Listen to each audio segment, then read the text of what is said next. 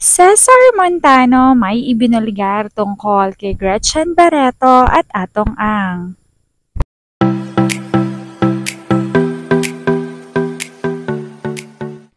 Viral pa rin ngayon ang isang hottest showbiz update patungkol sa mayamang negosyante na si Atong Ang, actress models na sina Sunshine Cruz at Gretchen Barreto. Kamakailan nga lamang ay ginulat na lang ang mga madlang netizens sa agarang pag-amin ng relasyon ni Sunshine at ni Atong. Akala kasi ng marami ay mananatili ng single si Sunshine matapos ang kanyang past relationship kasi syempre malalaki na ang mga anak niya at mukhang kahit tila nagdadalaga pa rin si Sunshine, hindi niya na ito priority pa dahil nga umiedad na rin siya. Subalit talagang kapag tumibok ang puso, ika nga, ay kahit anong panahon at kahit anong edad ay matutuloy ang relasyon kagaya na lamang ng kanila ni Atong. 6 months ago nga, mula noong umamin sila, ay nalilink na sila. Subalit, dati kasi ay si Gretchen pa nga ang nababalitang partner ni Atong. Kaya kahit umuugong ang balitang Sunshine at Atong o Charlie sa totoong pangalan, ay hindi pinaniniwalaan ito ng mga netizens. Hanggang sa totoo na nga.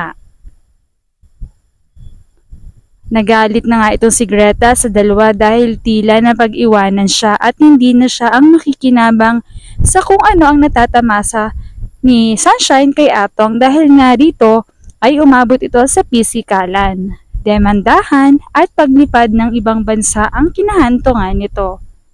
Biktima si Sunshine ng pang-aabuso bilang babae ng kanyang kapwa babae. Dahil nga dito ay labis na nagalit si Cesar sa nangyari sa kanyang dating partner. Ayon dito ay matagal na niyang alam na mayroong relasyon si Sunshine at Atong. Subalit, pinoprotektahan niya lamang ito sa mga bashers at lalo na kay Gretchen. Ayon pa sa aktor, matagal nang inayawan ni Atong si Gretchen dahil sa pamimerang ito.